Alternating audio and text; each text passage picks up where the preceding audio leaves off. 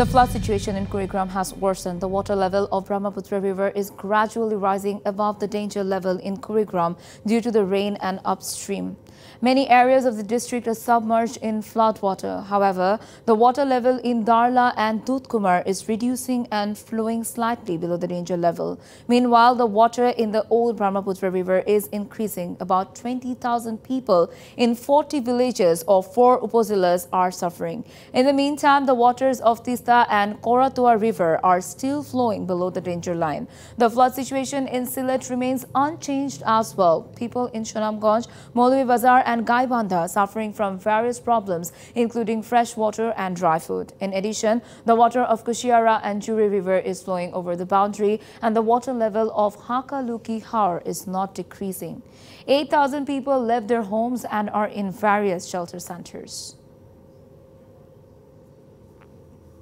নগদের কাছে সব গ্রাহকই প্রিয়, তাই তো সারা দেশে ক্যাশ আউট চার্জ সবচেয়ে কম।